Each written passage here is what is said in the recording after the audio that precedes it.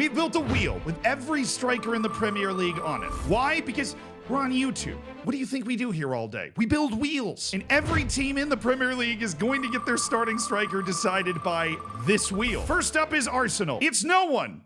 No, just kidding. That's real life. Who is it? Oh, it's almost Jamie Vardy, but it's Liam Delap from Ipswich. It's Jamie Vardy going to Aston Villa. The Cherries get Darwin Nunez. Then we'll keep track of which striker overperforms the most, which striker underperforms the most, and which team does the most better. That's a sentence. Oh, there's a dark mode. Oh, we're totally using that. Oh, Everton's getting Alexander Isak. One of the dudes. And which team does the worst compared to, you know, real life. And now it's Manchester United's turn, and they can't get Højlund, but they can still get Haaland. Or Jurgen Strand Larsen. Congratulations. Manchester United have paid out a cool 110 million pounds to complete this move. They're calling it a bargain. Now Nottingham Forest looking to add to their multiple Champions League titles. Vintage.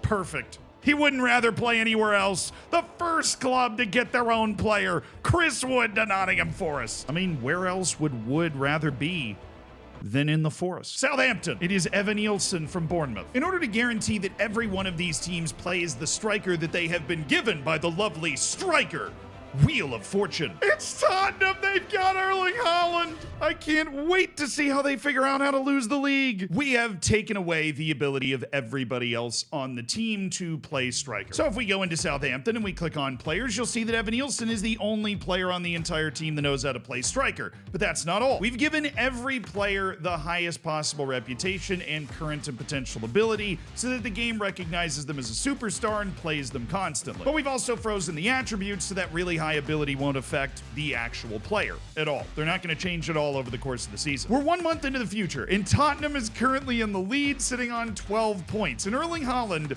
has 6 goals in 4 matches. In the first minute of the first game, Erling Haaland scored a goal for Tottenham. The first freaking minute. Then in the 28th minute, he scores again, leading Tottenham to a magnanimous 4-1 win over Nottingham Forest. We did not really see a particularly good sighting from Chris Wood. Then in the second match against Aston Villa, who wheeled out Jamie Vardy, who dropped a 6.2 alongside 17-year-old reserve player Rory Wilson, who they've called up to try and fit the 4-2-4. That's not a really good strategy. Haaland then scored 2 more goals in a 3-2 win away against Chelsea, but they did get a goal from Jean-Philippe Mateta. And then against Liverpool and Yohan Wissa, he finally didn't score, but 2 goals from Pedro Porra and a huge, amazing comeback gave them the 3-2 win. Other teams that are doing well are Manchester City on 10 points. Rasmus Højlund has managed 3 goals so far. Then there's Arsenal running with Liam Delap, who has 2 goals to his name. Liverpool with Yohan Wissa at 9 points, and West Ham making a little move.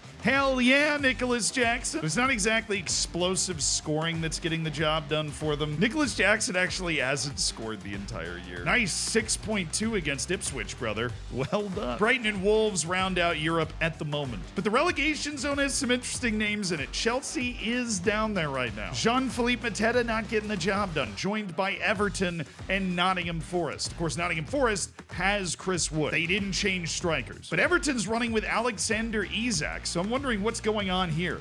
2 0-0 matches to start the season, a 2-1 defeat, and then a 5-0 shellacking with a couple of goals from Rasmus Højlund. That's 1 goal in 4 matches. Probably because they're playing this weird narrow formation, and the managers in this game just don't really know how to utilize the talent on their team. That's all I know. But this formation might doom Everton, even if Alexander Isak is putting in good performances. He's shackled to a corpse. The surprise package, though, might be Evan Nielsen, who scored 4 goals in the first 4 matches with Southampton. In fact, it's the only 4 goals that Southampton scored all season. Well, in the Premier League, Ryan Manning did score for them in the League Cup, so congratulations. Like, I know 14th place isn't great, but Southampton is objectively, these are updated rosters and everything, the worst team in the league here, so this is huge news from Evan Nielsen. And by the time we get into November, Southampton's still hanging on above the relegation zone. In fact, they are far from the biggest story in that area because what is Mateta doing at Chelsea? They have 5 points from 12 matches. I mean, when you look at the roster outside of the fact that they obviously have Jean-Philippe Mateta,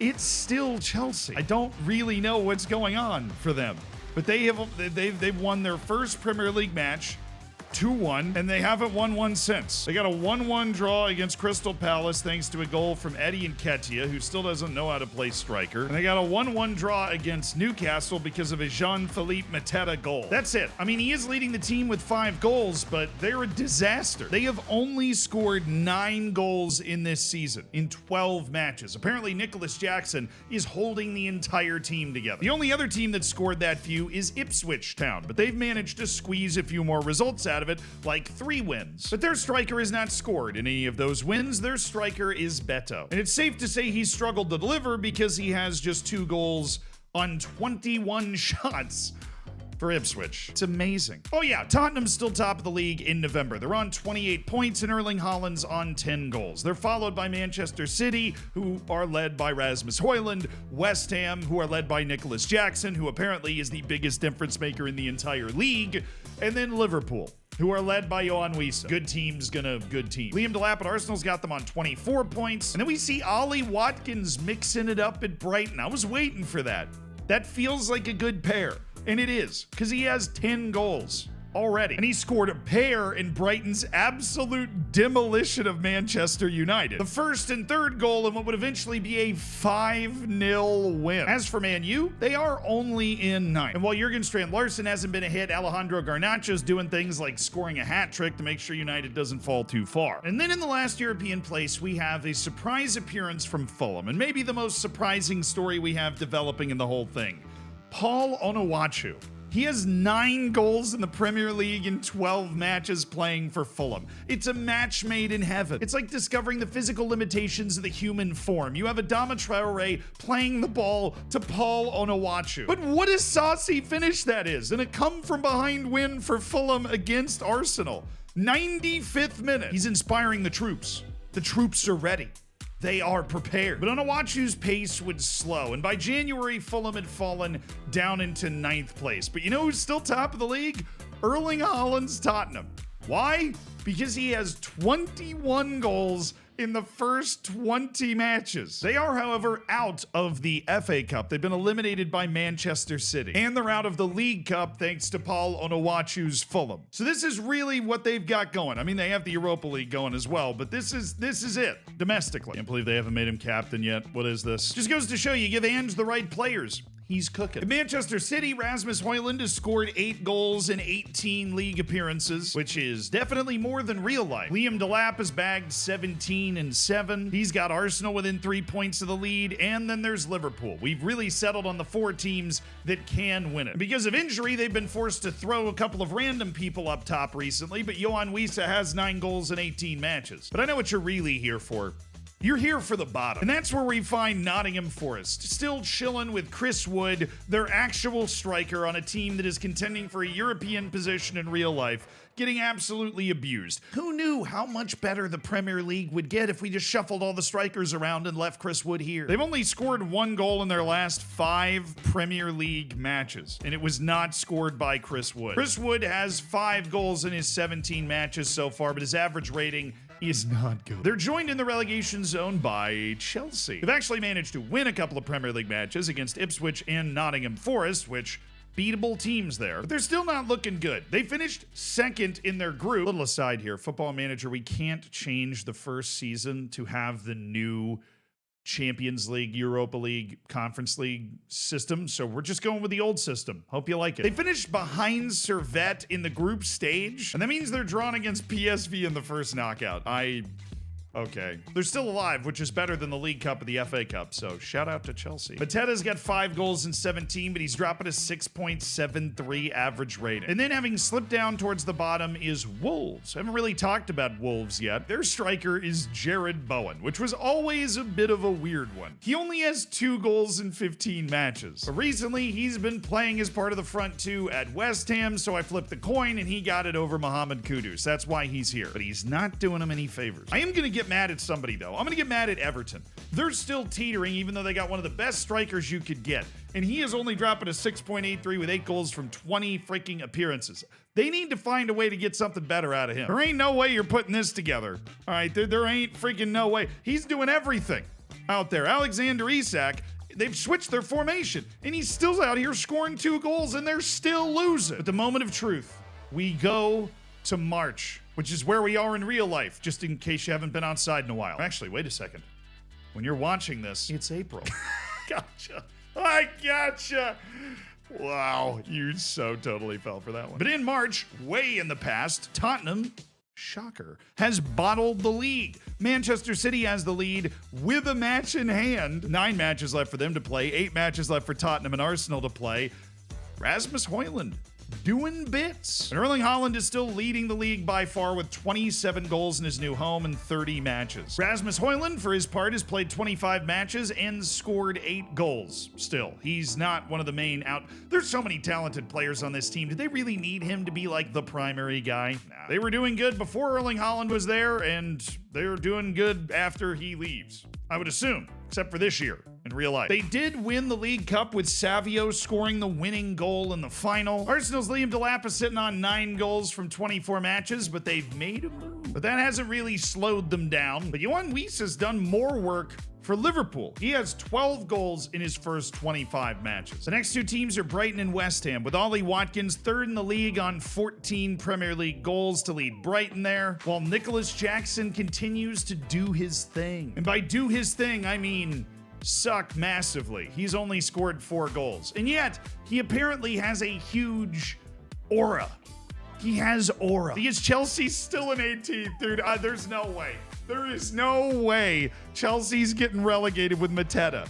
He's 2 Barclays. Nottingham Forest is in serious trouble. They're on 15 points after 29 matches. The familiarity for Chris Wood has not helped. He's got 5 goals in 26 matches. In Southampton, despite the incredibly hot start from Evan Nielsen and the fact that he has 11 goals, has started to fade. And the big reason for that is Evan Nielsen suffered a broken foot. So Southampton just reverts back to, well, being Southampton. Great effort from Evan Nielsen, though. Very, very good effort. And I'll give Onuachu credit. He's still plugging away with 16 goals this year. He's got Fulham ahead of Manchester United, who do have 8 goals from Jorgen Strand Larsen now. He's not leading the team. Garnacho has 13 and Bruno has 10, but at least he's there.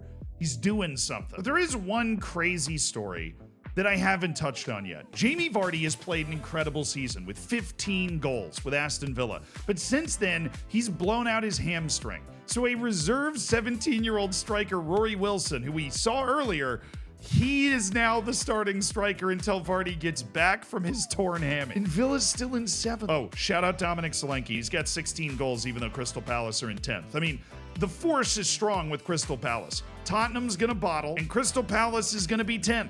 I don't make the rules. But we go from March to May. Drum roll, please, because our striker roulette is finally going to pan out, and we'll know which striker overperformed, underperformed, and which team over or underperformed, kind of as a result, I would imagine. And on the final day, it's Tottenham that comes back and wins the league with 39 goals from Erling Haaland in 38 freaking matches. They bested Manchester City by 1 point on the final day, and they tried to bottle it. Don't get me wrong. They drew the final match 1-1 at Ipswich thanks to a goal on a penalty from Erling Haaland. But before that draw, they actually went on an absolute tear, winning not 1, not 2, not 3, not 4, not 5, not 6, but 7.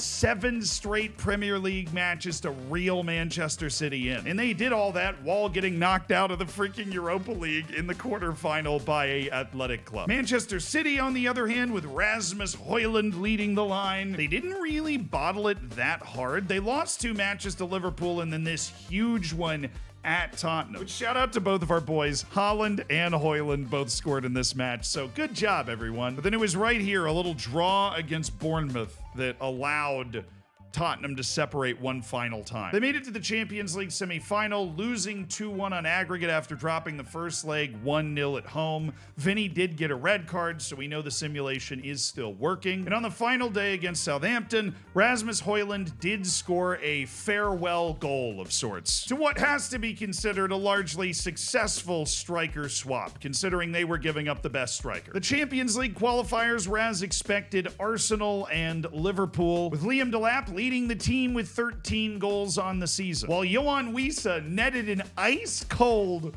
20 goals.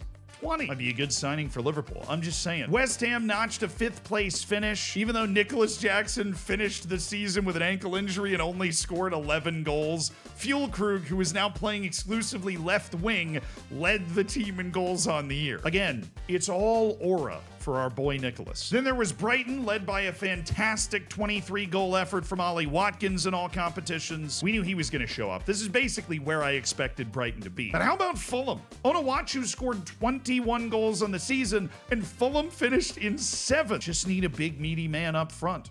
I don't get what's so hard about that. And that, my friends, is going to take the cake for the biggest striker improvement in this experiment. We have our first of 4 superlatives. Paul Onuachu scoring 21 goals over the course of the season at Fulham is a stunner. To give you an idea, this season he has 3 goals in 19 matches at Southampton. It's impossible not to give the big man this award. He stepped up. Aston Villa got 16 goals out of Jamie Vardy, but he ended the season with a damaged ACL. And so the body started to fall apart on old Jamie there at the end. I'll tell you what, he always delivers. Jurgen Strand Larsen only scored 8 goals for Manchester United, but they did manage a 9th place finish, so somehow they got better even though their striker situation, well, I guess that's kind of what Højlund's on pace for. So Crystal Palace got a huge season out of Dominic Solanke, but of course they're hard stuck 10th, and so they just stayed there. He had the 2nd most goals in the Premier League, 24. But before I unveil the rest of the table and how all those strikers did, I'm not going to spoil it for you. We're just going to go straight there. The relegated teams were Nottingham Forest. They had 19 points. Chris Wood had 9 goals, but there wasn't a double-digit score in all comps anywhere on the team. Horrific. Then there was Southampton. They had to deal with that Evan Nielsen injury, which was incredibly difficult. So that, at a certain point, that's just unlucky. And then it was Chelsea. Chelsea just went out and got relegated. They brought in Jean-Philippe Mateta. He ended up scoring 12 goals, but it wasn't enough. It wasn't enough. They got relegated by a point. Bournemouth was playing with fire and got smoked by Wolves in the final day. But the problem is Chelsea also lost at Aston Villa. Relegated by that reserve guy, Rory Wilson, who scored in the 92nd. That was to make it 2-0, though. They were screwed either way. Darwin Nunez played 33 matches for Bournemouth. He only scored 8 goals. They didn't get a lot of help. But we have our second superlative. The team that got way worse with a new striker. And that's Chelsea. Obviously. I can't give it to Nottingham Forest. They had the same freaking striker. So Chelsea, what the hell? 18th and relegated with Jean-Philippe Mateta, who you could have gotten a lot worse than that. They might have gotten the one that was still getting his, ear sewed back together so he couldn't play. No, he could play. I'm just joking. It's a joke. Okay, the simulation, bulletproof, ironclad. Then there was Ipswich that actually managed a 16th place finish with a respectable 12 goals in the season from Beto. He played in all but one Premier League match the entire year. He was essential. Leicester running out with Gabriel Jesus. He scored 11 goals on the year. And obviously Leicester finished in 15th, and so you've got 2 teams that didn't get, they're getting relegated in real life that actually did pretty well. Everton striker Alexander Isak scored 24 freaking goals in all comps, but I am not making this up. No other player scored more than 4 on the entire team. Isak hard carried Everton to 14th. Wolves got pulled up to 13th by Jared Bowen, who actually ended the year on 9 goals. He wasn't that bad. He finished the year, of course, with a send-off goal as well, as one must in a striker roulette. Many people will question or hate on his inclusion, but you know what? Wolves didn't get relegated. They were in 13th. Newcastle had João Pedro, and he ended up with 14 goals. And then Brentford had Raul Jimenez, and he had 11, with both of those teams managing to stay largely mid-table throughout the course of the season. So which team improved the most from their new signing? I think there's only one obvious answer. The league winners, Tottenham. They got Erling Haaland. That helps. Turns out if they can just sign the best striker in the world, they'd be good. And they wouldn't bottle anything anymore. One day, Tottenham. One day. Although they did already have Harry Kane, and I'm fairly certain at like 1 point he could. No, I'm not going to play that. I'm not going to play that game. I'm not going to play that game. But there's one more superlative. Which striker got the worst after moving teams? And I think there's only one answer. The guy that didn't move. Chris Wood. How are you going to get 19 points with the same team you're in Europe with in real life? How is that possible, Christopher? Christopher, hardwood floors, answer me. But this striker Wheel of Fortune was a lot of fun. Let me know if you want to see another one in the comments, of course. And if you want to keep watching videos, we took a perfect player and locked them on the worst team in FM. It's a rip-roaring good time. The New York Times describes it as fun for the whole family. So I think you'd enjoy it.